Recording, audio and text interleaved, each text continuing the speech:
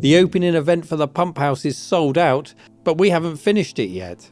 This is the penultimate episode of the pump house restoration, the project that has consumed, battered and of course excited us this year.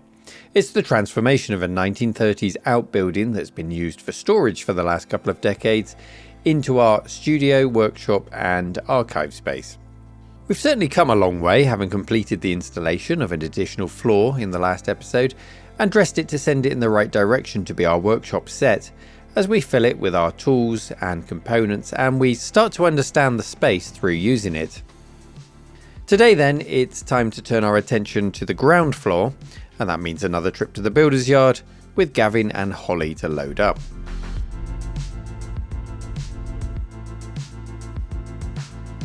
The plan in this phase of the build is to split the ground floor into 3 rooms, a storeroom each for the cave and arcade archive, and a library room with plenty of space to put software on shelves rather than storing them away in crates where we can't see them.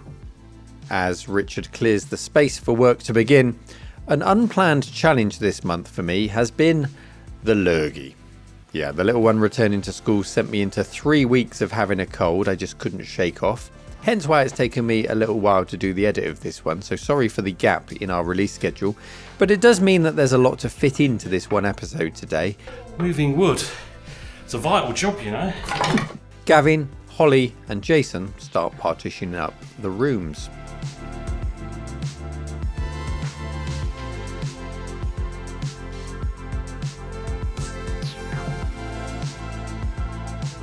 And I took a trip 90 minutes east to Reading to get some used furniture that I saw pop up for sale. And I also know a man who lives in that direction by the name of Mark Fixes Stuff, so I popped in for a cup of tea with him to see his own studio project build which he's been working on his channel lately. This is to stop people falling in the stream, because we've had some people helping and in the dark it's difficult to see the stream. Look at this. Here we are. Mark's very own pump house. Indeed. P-C-B, wait, B-C-B, wait. PCBs are not a game. That's why I use PCBWay.com for their PCB and other services, including CNC milling, 3D printing and injection moulding. Don't whack a nail, whack PCBWay.com into your browser now and be a winner. PCBWay!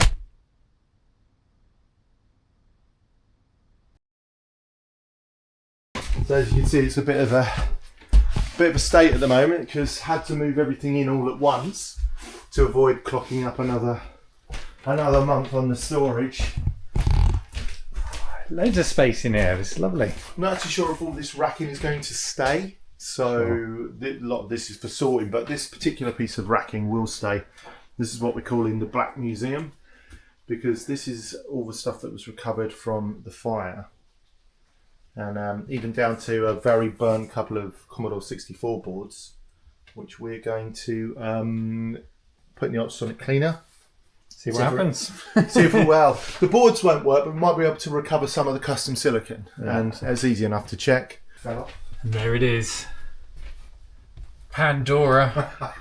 That's a different Pandora. That's How many Pandoras have you got? 2. You're going to make an episode on that? Yeah. That's what the people want. Yeah, Give them what definitely. they want. Pandora. A bit wet. Yeah, it's very wet. All the holly you need at Christmas. I've got all the holly I need. That's true. Yeah. Yes, one holly is certainly enough, thank you Mark. And if you don't subscribe to Mark, check out his channel in the video description. Back at the collective, Richard helped me to unload my pickup, a well-weathered unit of 216 cubby holes that we could store components in. The seller thinks it's from the 1950s originally, and I think with a bit of cleaning and TLC this could be a really useful addition to the workshop. Or at least I'm determined to prove that to the rest of the team. I get the feeling that they weren't entirely convinced, but I plan to turn that around.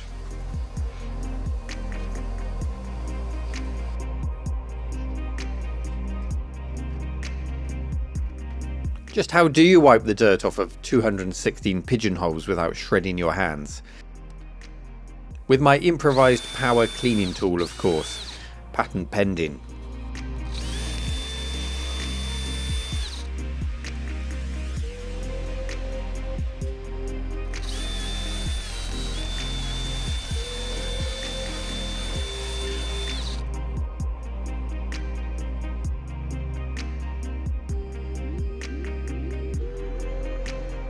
Once I'd got it as clean as I could, I sealed it all up with a clear matte sealant to hold that battered looking stasis, while Jason painted above me.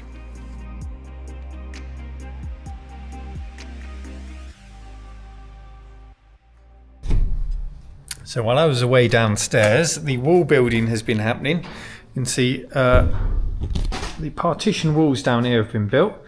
Jason's very kindly finished that back wall today, and as well as being partition walls, there's also some extra load bearing in these walls as well.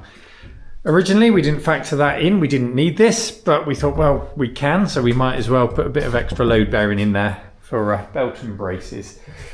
The overall layout has changed a little bit downstairs. So over here is the cave storeroom, about the size of a container, which is what everything is in the car park at the moment. But we are decanting all the games and the magazines into this area, which will be the library. A little bit smaller than originally planned because the arcade storage over here has lost the space where the lift is. So just to keep things even and fair, they're regaining that in this sort of back corridor space, additional storeroom space, maybe for PCBs or something back there. But the library space here still remains the largest room of the three of them. So we'll come in here and we will insulate the walls, clad them, and fill them with the bookcases and everything else that we plan on putting in here. And then even the floor. The library will have carpet tiles, and the storerooms won't. And got the basic layout now to work with. Good stuff.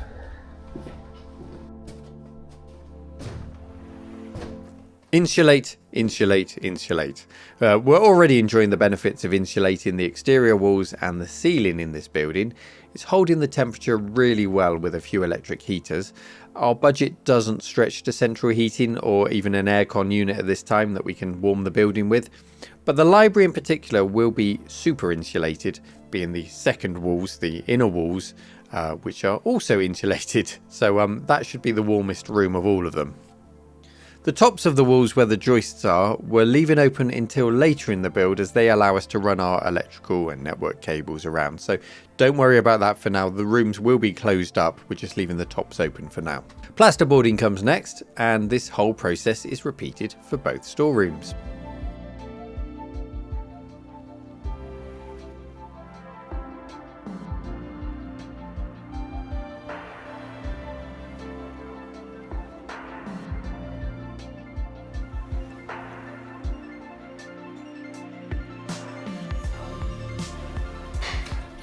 Don't film this. This is not my best work. This is a boss job. I won't get too close. Don't look at it. So we haven't finished the plastering. We've done a lot. If you look in the library, it's looking good. But we've done enough to cover up the bottom layer at least, because our big concern is how long it's going to take for the self-leveling floor to dry out and us to be able to walk in here again. And we want to get that down as soon as possible, especially with the patron day at the end of the month looming. We're really putting the pressure on ourselves, but sometimes you need that, don't you, Jason? Bit of pressure. Oh, we love pressure. Thrive on it. So we've got it done down low, and now we're going to have the big clear up, clear the floor, clean the floor a little bit, and then tomorrow is the floor pouring day. If I just take you outside, you can see there is a pallet out here of, there it is, 30 bags of self-leveling flooring. So we'll get that all mixed up. That's the job for tomorrow. I think there's a Richard in here somewhere as well. Is there Richard? Hello, Richard. Hello. Look at all this mess. Tidy up now. Yeah.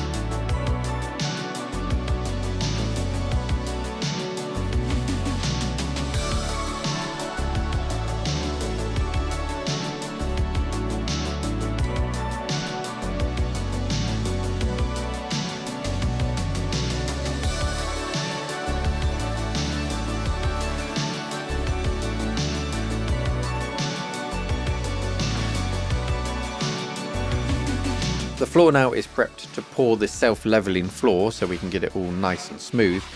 Of all of the rooms, the arcade storage room has the biggest slope in it that we need to try and level out.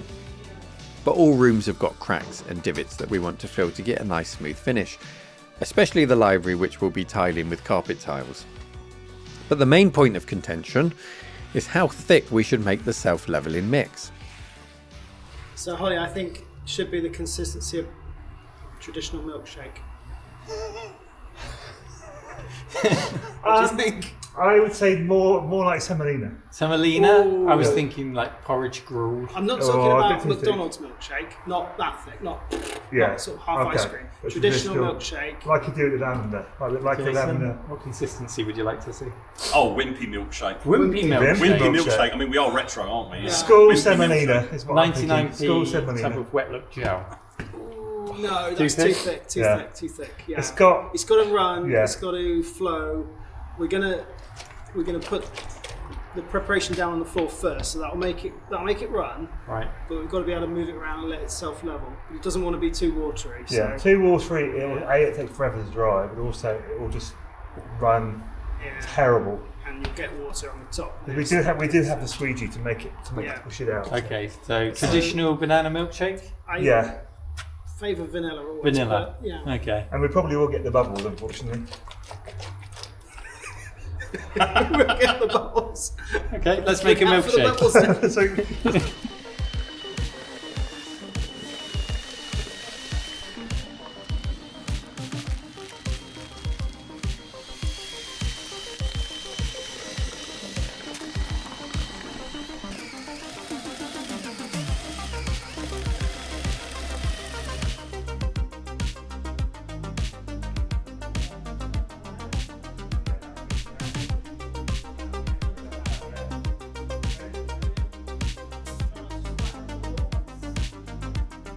Our first of many pours goes down, and suddenly I'm no longer hankering for a milkshake just looking at that. Richard helps it to spread while the rest of us mix and feed him a continuous supply of the milkshake, working our way through each room.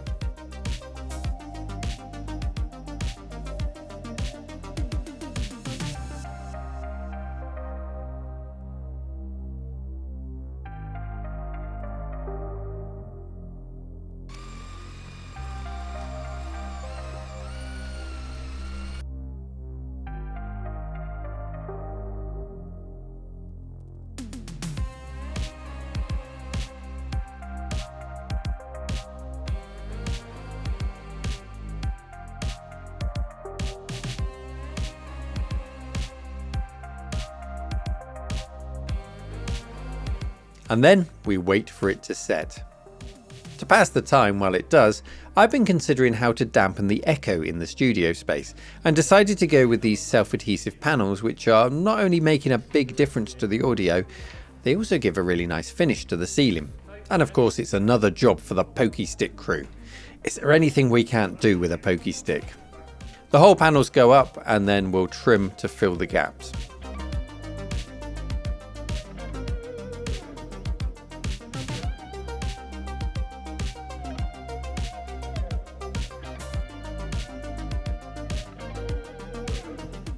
Richard cuts out some perspex to go into his 3D printed window frame. This will be sealed and it will reduce the heat loss from our two round single glazed windows up high. So that's a nice bit of extra insulation. In they go, and they also serve to diffuse the light quite nicely, which is useful too. Lighting is super important in the studio. We're putting 8 panels up on each side of the ceiling. And our component storage finds a home on this wall here. I've built a supporting stand for it to sit on, and then we secure it to the wall. And this being so old, the holes are not a standard tray size, so I've had to find some storage boxes that fit perfectly, and I think that's turned out pretty nicely.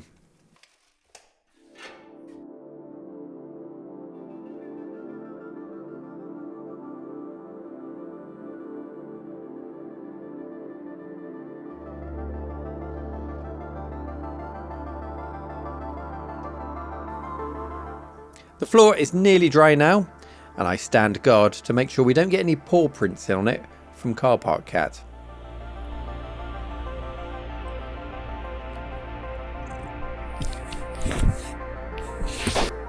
We can then go ahead and seal the floor in preparation for carpets and painting.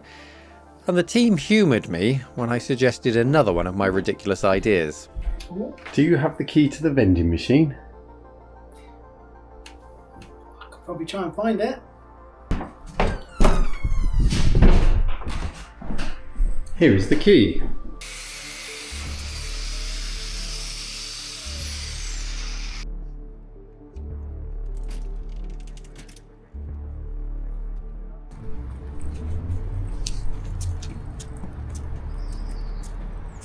I'm having to hold the camera because the mount broke. Cheap rubbish. Amazon return coming up. Right, into the pump house. That's right, having a library room is cool, but what if it was hidden behind a fake vending machine door? To create a different mood in the library, we're painting the ceiling black. The joists will be exposed to keep a sense of height and the feeling of being in the bowels of a museum, with various lights and spotlights to create a nice mood in there. And while we're working on that, Richard gets to the first of, I think it's 3 coats of paint that we're putting down on the floors, starting in the arcade storeroom.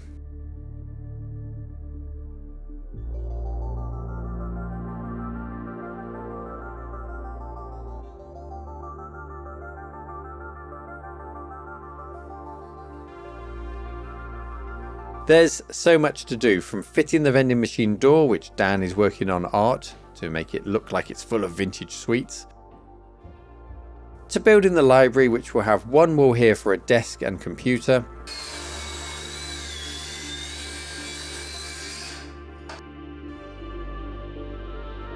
and the remaining walls, well, think of them as backing for bookcases, which is why I'm lining them with this pre-painted MDF. The wall on the left needs to be taped and will have its joints skimmed first, as that faces out to the corridor, which has the uninsulated front wall of the building, so we need to seal that up, which we do in a moment, and then we put the MDF over the top. Then I took a trip to the local DIY store and I got some 18mm ply pre-cut to save me the effort of cutting it myself, which was a huge time saver. And I got them back to the mill to start making our shelving. You can see how the uprights on our shelving hide the MDF board joins, and it becomes then just a seamless backing around the whole room for our shelving. The racking style shelving is for big box games, magazines down at the bottom where they can take the weight, and then we'll build a smaller case for cassette tapes, smaller console cases, PS3 size game cases, all of that stuff will go in another one. And it looks like we've got a lot of storage space, but I know this will quickly fill up. I know how much we've got to put in here. And then I will build some additional storage space to go in the middle of the room.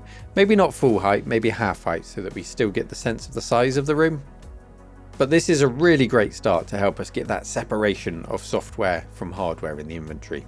Storerooms are ply lined to take knocks and bashes from storage boxes, and that lining can easily be replaced if it's damaged.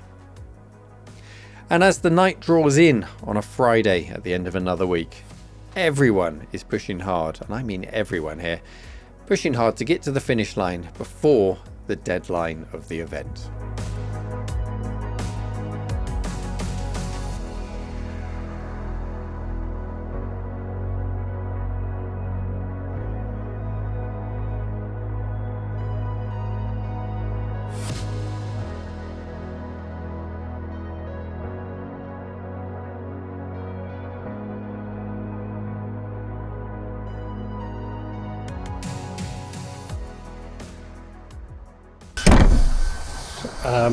I don't know if we're going to make it. We've got 1 week until the grand opening, which is fully booked, and people are expecting to see it finished. I'm glad we've set this self-imposed deadline because we have to get this finished, and it's really motivating us to get it done, but it's going to be very close to the wire. And I'm not just saying this to try and recreate those, those TV shows where everything's last minute, but it's kind of not really. This really is last minute. We are really towing a fine line here, and I hope we can get it finished, or at least get it finished to a point where we're ready to put stuff in and put a few things in from the containers over there, just to show people what we're going to do, and then in the following week completely unload the containers and get everything in there. Wish us luck for the next week. and we'll have another update for you, including footage from the open day with everyone here. And fingers crossed, it's going to be a good day and we're going to be ready for it. See you next time. Bye bye.